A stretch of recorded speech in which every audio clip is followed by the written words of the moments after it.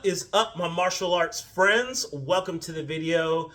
Thank you for clicking on the link. I appreciate it as always. Got something a little bit different for you for this video than my normal ones. Just want to chat at you a little bit. Got my notes here because I want to kind of talk to you about what martial fitness is, what this channel is, what I'm doing with all of this, because it's kind of like a big idea, and I want to give you kind of some basics so that if you happen to find yourself on this channel, if you kind of happen to find me on YouTube or Facebook or whatever, you can know, what is this guy all about? So what is martial fitness? So I would say it's a martial arts training with mental fitness as the primary goal. That's the thing, is like, this is martial arts training, but it's with the goal of making the mind strong. The reason for that is because several years ago, I was actually diagnosed with a mental health disorder, and I've been told that I'll have to be on meds the rest of my life, and I'm just not buying it. It might be, if you're somebody that's in my personal life and you're watching this, that might be some news to you. It's not something that I like to talk about a lot. The mental health stuff, it's not something that, most people are really proud of if you get a mental health diagnosis. And,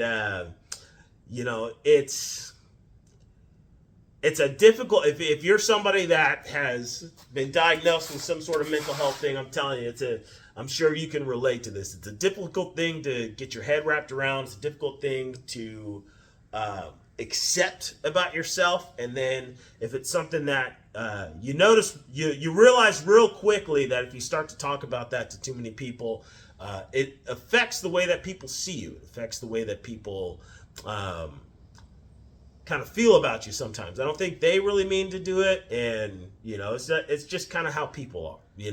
So but when I say that I'm not buying it, it's not that I'm not buying the fact that I have a mental health disorder, like I have to accept that's a thing. What I'm not buying is that I have to be on meds the rest of my life. I don't like the idea of, here, take this pill and we promise that you'll never get better. I don't. That sounds like bad salesmanship to me. And so, I have a lot of respect for people in the medical industry. My wife's a nurse, actually, and so got a ton of respect for the people in medical industry, especially mental health industry. But it really is heavily influenced by pharmaceutical companies. Let's put it that way. And so over the past couple of years, I've done a lot of research on mental rehabilitation through diet, exercise, and proper sleep habits. So basically, a few years ago, I actually was watching YouTube and I saw this TED Talk.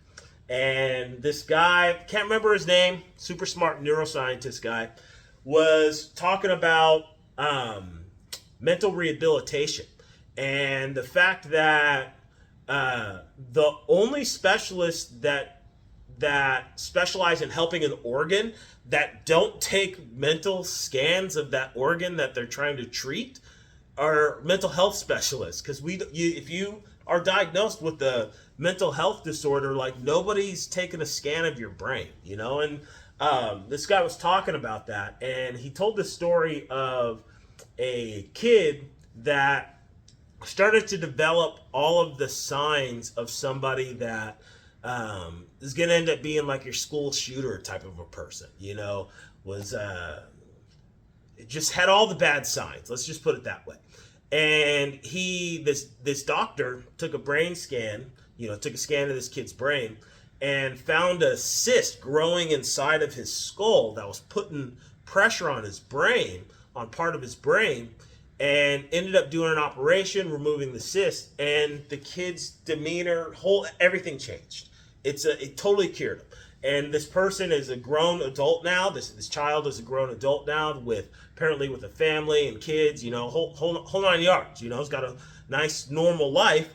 And if it wasn't for this doctor that had thought about, maybe we can fix his brain, this kid would have had a very different life.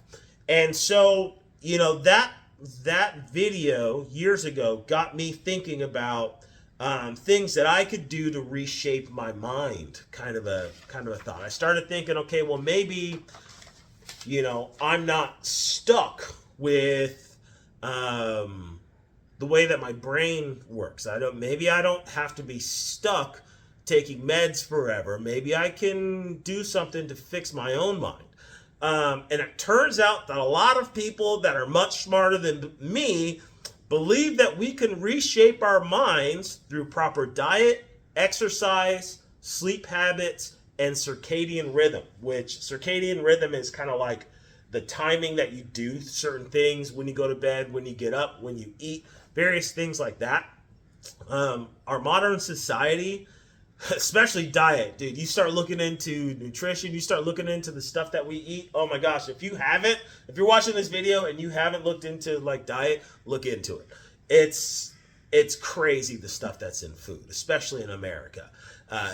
It's kind of insane, and it has a lot of adverse effects on people. I'm no specialist in this, and so I'm not going to say definitively or anything like that, but I'm telling you, people a lot smarter than me believe that if you can adjust these things, you can actually reshape your mind.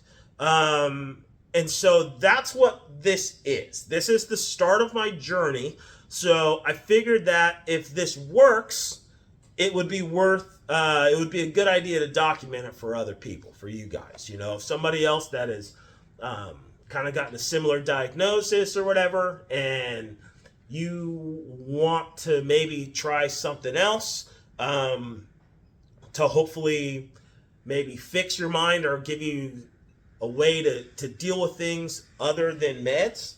I don't know if this is going to work, but I think that it might. And so question is, how does martial arts come into the picture? All right. So a lot of this has to do with diet, which I'm working on, and I'll have other videos on that type of stuff later. But where martial arts comes into the picture is the type of exercise that experts say is best for the mind. These workouts are workouts that produce a lot of sweat and require a high cognitive load. So what they talk about is things like racket sports. They promote these because it requires a lot of hand-eye coordination while moving your body through space, right? Now, in my experience, martial arts fits all of these criteria very, very well. Workouts can be made to produce a lot of sweat. Oh my goodness, the workouts that I've done in martial arts training are by far the hardest workouts. Some of the gyms you go to when you're doing MMA stuff, some of the sadistic things these people think of to make you do, man, I've never puked from working out. I've come close, but I've definitely seen some of my training partners just have to run outside and just chuck it. And then they come back and they keep on training. It's gnarly. So the martial arts training, you can make super, super intense. You really can. But it also is something that requires a high cognitive load too, right? It's a lot of hand-eye coordination stuff. It's a lot of coordinating the body with extreme precision, which it seems as though this type of workout is the type of workout that can help your mind, build your mind up really, really well. So, but the question is, why do I think I know what I'm talking about when it comes to martial arts in the first place, right? Obviously I got some gear back here, but I guess I should probably, for you guys, if you've made it this far in the video, thank you, you're awesome. Thank you for taking interest in this channel. But figured I should give you at least a little bit of my background. So I started studying martial arts about 20 years ago when I was 18. And I started with 5 Animal Kung Fu. That's kind of the foundation of my art. Studied that for like 7 years. All like 100% private lessons. Used it in competition. I'll get to the competitions here in just a little bit. But over the past 20 years, I've studied a lot of stuff. So I've studied The 5 Animal Kung Fu. Let's see if I can remember everything. It's 11 different styles. So 5 Animal Kung Fu, Aikido, Hapkido, Danzanryu Jiu-Jitsu, Brazilian Jiu-Jitsu, let me see, wrestling, boxing, kickboxing, like American kickboxing, Muay Thai, Kali, and I am forgetting one. There's 11. I'm forgetting one. That's only 10. So there's a lot of stuff, right? So I'm a student of martial arts. I've been studying. I've loved martial arts since I was like 6 years old. Didn't actually get a chance to start studying it until I was 18, and I haven't stopped ever since. I've been studying. I haven't even taken a break. Like, I've been studying martial arts for like the last 20 years, and I love it. But I haven't just, it's not just enough, in my opinion, to just study this stuff. You got to put yourself in positions to actually test it and use it, which is why I've competed. And so my Kung Fu instructor actually took me to international martial arts tournaments. So I've competed and taken trophies home with me from 5 international martial arts tournaments.